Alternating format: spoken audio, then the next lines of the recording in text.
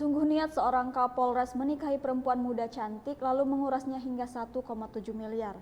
Nyatanya sosok Kapolres itu bukanlah sungguhan melainkan Kapolres gadungan.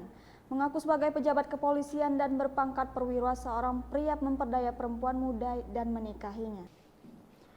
Polisi gadungan yang mengaku sebagai Kapolres Tangerang Kota, Husni Hardinata 53 tahun atau inisial HH menipu korbannya berinisial IS hingga merugi 1,7 miliar.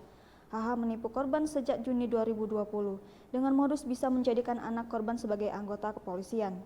Kapolres Metro Jakarta Selatan Kombes Pol Aziz Andriansyah mengatakan HH tak memiliki pekerjaan tetap. Saat ditanya Aziz di depan awak media, HH membeberkan penggunaan uang hasil kejahatannya. HH menikahi seorang perempuan pada Desember 2020. Kepada perempuan tersebut ia mengaku bekerja sebagai polisi. Kemudian HH mengaku juga menggunakan uang hasil penipuannya untuk membiayai ibunya yang sedang sakit. Saat berkenalan, HH mengaku polisi berpangkat AKBP. Terbongkarnya kedok HH berawal salah satu kerabat dari tersangka tidak sengaja berkomunikasi dengan anggota kepolisian Polres Metro Depok. HH diketahui sudah menikahi seorang perempuan.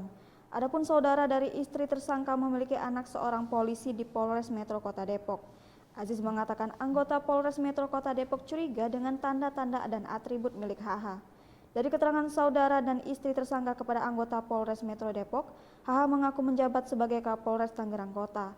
Kemudian kasus polisi gadungan tersebut dilimpahkan ke Polsek Jagakarsa. Kapolsek Jagakarsa Kompol Eko Mulyadi menambahkan anggota Polres Metro Kota Depok menemukan foto-foto tersangka dengan pangkat kombes saat berkunjung ke rumah tersangka.